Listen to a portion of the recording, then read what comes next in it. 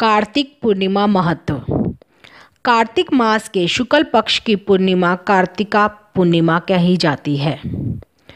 इस दिन महादेव जी ने त्रिपुरासुर नामक राक्षस का संहार किया था, इसलिए इसे त्रिपुरी पूर्णिमा भी कहते हैं। ऐसी मान्यता है कि इस दिन कृतिका में शिव शंकर के दर्शन करने से 7 जन्म तक व्यक्ति ज्ञानी और धनवान होता है। इस दिन चंद्रोदय पर शिवा, सन्भूति, संतति, प्रीति, अनुसूया और क्षमा इन 6 कृतियों का अवश्य पूजन करना चाहिए। कार्तिकी पूर्णिमा की रात्रि में व्रत करके वृक्ष दान करने से शिव पद प्राप्त होता है। गाय, हाथी, घोड़ा, रथ, घी आदि दान करने से संपत्ति बढ़ती है। इस दिन उपवास करके भगवान का स्मरण चिंतन करने से अग्निष्ट यज्ञ के समान फल प्राप्त होता है तथा सूर्यलोक की प्राप्ति होती है। इस दिन मेष दान करने से ग्रहयोग के कष्टों का नाश होता है। इस दिन कन्या दान से संतान व्रत पूर्ण होता है। कार्तिकी पूर्णिमा से आरंभ करके प्रत्येक पूर्णिमा को रात्रि में व्रत और जागरण करने से सभी मनोरथ सिद्ध होते हैं। इस दिन कार्तिक के व्रत धारण करने वालों को ब्राह्मण भोजन, हवन तथा दीपक जलाने का भी विधान है। इस दिन यमुना जी पर कार्तिक स्नान की समाप्ति करके राधा कृष्ण का पूजन, दीपदान, शयादि का दान, ब्राह्मण भोजन कराया जाता है। कार्तिक की पूर्णिमा वर्ष की पवित्र पूर्णमासियों में से एक है। इस दिन यदि कृतिका नक्षत्र हो तो यह महाकार्तिकी होती है। भरणी नक्षत्र होने पर विशेष फल देती है और रोहिणी नक्षत्र होने पर इसका महत्व बहुत अधिक बढ़ जाता है। इस दिन संध्या समय भगवान विष्णु का मत्स्य अवतार हुआ था। इस दिन ब्रह्मा जी का ब्रह्म सरोवर पुष्कर में अवतरण भी हुआ था। इस दिन गंगा स्नान के बाद दीपदान आदि का फल 10 यज्ञों के फल के समान होता है। ब्रह्मा, विष्णु, शिव, अंगिरा और आदित्य ने इसे महापुनीत पर्व कहा है। इसलिए इसमें गंगा, दीपदान, होम, यज्ञ तथा उपासना आदि का विशेष महत्व है।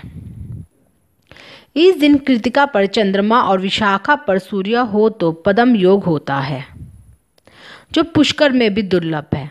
इस दिन कृतिका पर चंद्रमा और बृहस्पति हो तो यह महापूर्णिमा कहलाती है। इस दिन संध्या काल में त्रिपुर उत्सव करके दीपदान करने से पुनर्जन्मादि कष्ट नहीं होता। इस तिथि में कृतिका में विषय स्वामी का दर्शन करने से ब्राह्मण 7 जन्म तक वेद पाती और धनवान होता है। इस दिन ओम नमो भगवते वासुदेवाय मंत्र से भगवान कृष्ण की पूजा करने का विधान है।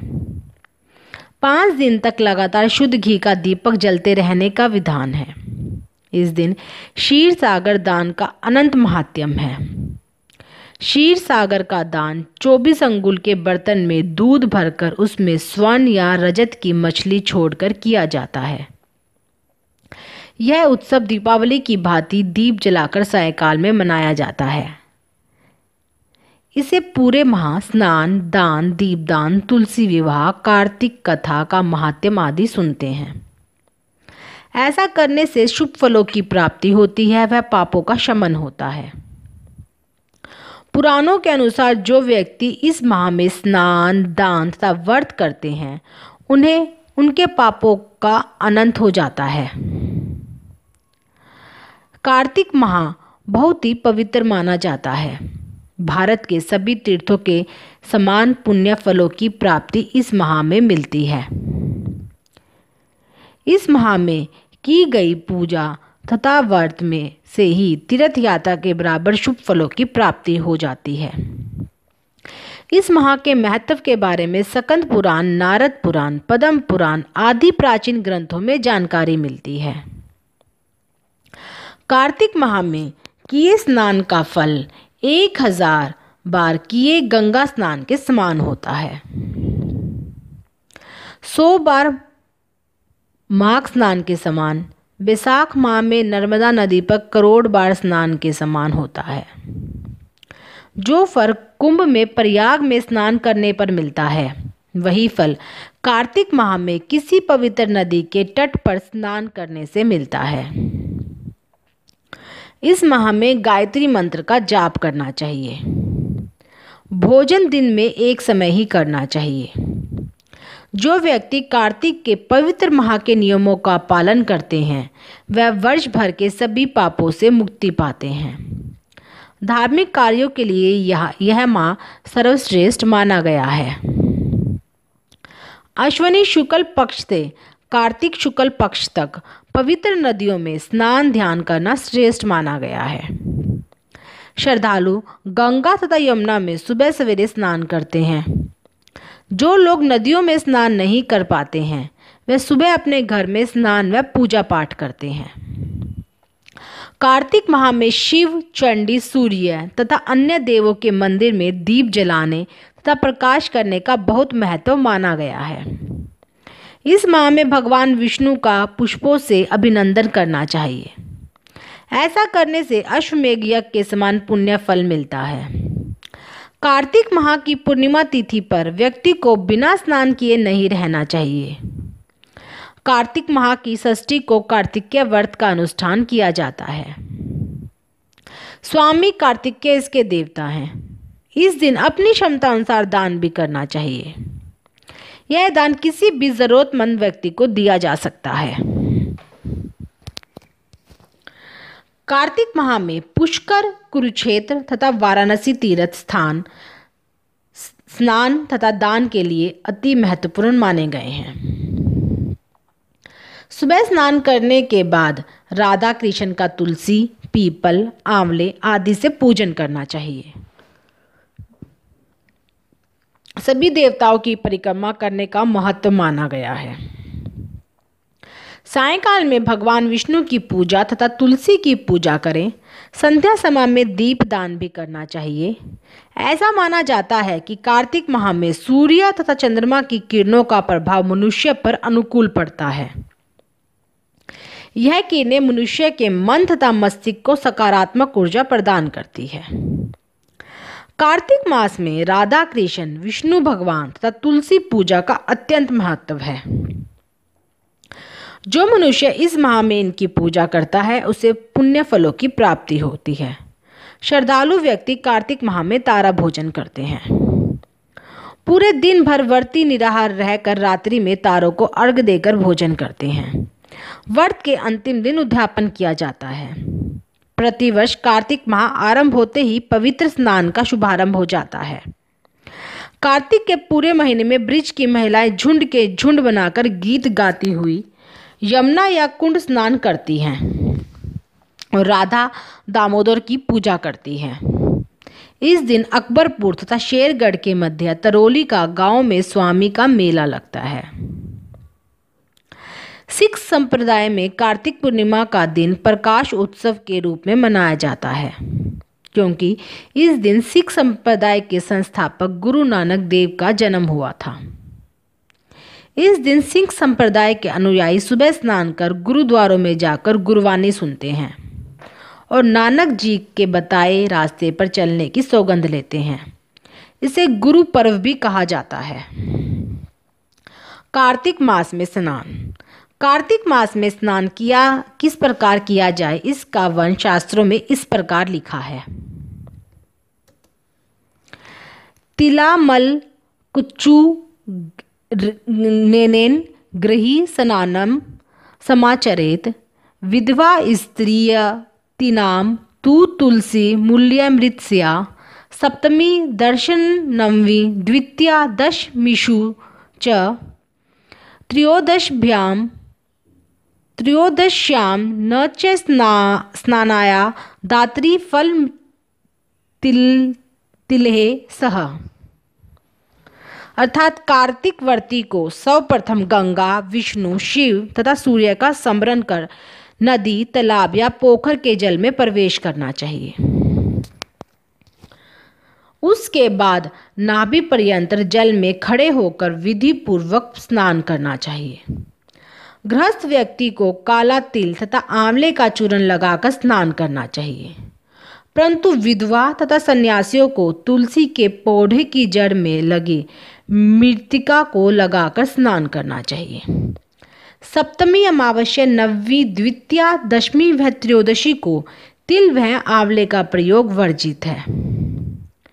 इसके बाद व्रती को जल से निकलकर शुद्ध वस्त्र धारण करना चाहिए। धारण कर विधि पूर्वक विष्णु भगवान का पूजन करना चाहिए। यह ध्यान रहे कि कार्तिक मास में स्नान व व्रत करने वाले को केवल नरक चतुर्दशी को ही तेल लगाना चाहिए। शेष दिनों में तेल लगाना वर्जित है। कार्तिक पूर्णिमा की कथा। एक बार त्रिपुर राक्षस ने 1,00,000 वर्ष तक प्रयागराज में घोर तप किया। इस तप के प्रभाव से समस्त जड़ चेतन जीव तथा देवता भयभीत हो गए। देवताओं ने तप भंग करने के लिए अप्सराएं भेजी, पर उन्हें सफलता ना मिल सकी। आखिर ब्रह्मा जी स्वयं उसके सामने प्रस्तुत हुए और वर मांगने को कहा। त्रिपुर ने वर मांगा, न देवताओं के हाथ मरूं न मनुष्यों के हाथ। इस वरदान के बल पर त्रिपुर निडर होकर अत्याचार करने लगा। इतना ही नहीं, उसने कैलाश पर्वत पर भी चढ़ाई कर दी। परिणामतः महादेव तथा त्रिपुर में घमासान युद्ध हुआ। अंत में शिवजी ने ब्रह्मा तथा विष्णु की सहायता से उसका संहार कर दिया। कार्तिक पूर्णिमा की अन्य कथा। पद्म पुराण के अनुसार जो व्यक्ति कार्तिक मास में नियमित रूप से सूर्योदय से पूर्व स्नान करके धूप दीप सहित भगवान विष्णु की पूजा करते हैं वे विष्णु के प्रिय होते हैं। कथा के अनुसार कार्तिक स्नान और पूजा के पुण्य से ही सत्यभामा को भगवान श्री कृष्ण की पत्नी होने का सौभाग्य प्राप्त हुआ था। कथा इस प्रकार है कि एक बार कार्तिक मास की महिमा जानने के लिए कुमार कार्तिकेय ने भगवान शिव से पूछा कि कार्तिक मास को सबसे पुण्यदायी मास क्यों कहा गया है। इस पर भगवान शिव ने कहा कि नदियों में जैसे गंगा श्रेष्ठ है, भगवानों में विष्णु, उसी प्रकार मासों में कार्तिक श्रेष्ठ मास है। इस मास में भगवान विष्णु जल के अंदर निवास करते हैं, इसलिए इस महीने में नदियों एवं तालाबों में स्नान करने से विष्णु भगवान की पूजा और साक्षात्कार का पुण्य प्राप्त होता है। भगवान विष्णु ने जब कृष्ण रूप में अवतार लिया था तब रुक्मणी और सत्यभामा उनकी पटरानी हुई। सत्यभामा पूर्व जन्म में एक ब्राह्मण की पुत्री थी। युवावस्था में ही एक दिन इनके पति और पिता को एक राक्षस ने मार दिया। कुछ दिनों तक ब्राह्मण की पुत्री रोती रही। इसके बाद उसने स्वयं को विष्णु भगवान की भक्ति में समर्पित कर दिया। वह सभी एकादशी को व्रत रखती और कार्तिक मास में नियम पूर्वक सूर्योदय से पूर्व स्नान करके भगवान विष्णु और तुलसी की पूजा करती थी। बुढ़ापा आने पर एक दिन जब ब्राह्मण की पुत्री ने कार्तिक स्नान के लिए गंगा में डुबकी लगाई तब बुखार से कांपने लगी और गंगा तट पर उसकी मृत्यु हो गई। उसी समय विष्णु लोक से एक विमान आया और ब्राह्मण की पुत्री का दिव्य शरीर विमान में बैठाकर विष्णु लोक पहुंच गया। त्रिकार्तिक व्रत। कार्तिक मास में प्रातः सूर्योदय से पूर्व स्नान करके भगवान विष्णु की पूजा करना उत्तम फलदायी माना जाता है। शास्त्रों के अनुसार जो लोग संकल्प पूर्वक पूरे कार्तिक मास में किसी जलाशय में जाकर सूर्योदय से पहले स्नान करके जलाशय के निकट दीपदान करते हैं उन्हें विष्णु लोक में स्थान मिलता है। लेकिन कई बार ऐसी परिस्थितियां आ जाती है कि कार्तिक स्नान का व्रत बीच में ही टूट जाता है अथवा प्रातः उठकर प्रतिदिन स्नान करना संभव नहीं हो पाता। ऐसी स्थिति में कार्तिक स्नान का पूर्ण फल दिलाने वाली त्रिकार्ति व्रत है। त्रिकार्ति व्रत कार्तिक पूर्णिमा से 3 दिन पहले शुरू होता है। व्रत रखने वाले को कार्तिक शुक्ल पक्ष त्रयोदशी, चतुर्दशी और पूर्णमासी के दिन सूर्योदय से पूर्व स्नान करना चाहिए। त्रिकार्ति व्रत रखने वालों को निम्न बातों का ध्यान रखना चाहिए। व्रती को पर निंदा से बचना चाहिए। ब्रह्मचर्य का पालन पूर्ण निष्ठा के साथ करना चाहिए। भूमि पर बैठकर पत्तल पर ही सादा भोजन ग्रहण करना चाहिए। इन 3 दिनों में तेल लगाना वर्जित होता है। भोजन में मटर, चना व मसूर की दाल का त्याग करना पड़ता है। व्रती को पलंग पे नहीं सोना चाहिए। इस व्रत में भूमि पर सोने का नियम है। भगवान विष्णु की प्रसन्नता के लिए त्रयोदशी से पूर्णिमा तक जितना संभव हो गीता, विष्णु सहस्त्र नाम एवं गजेंद्र मोक्ष का पाठ करना चाहिए।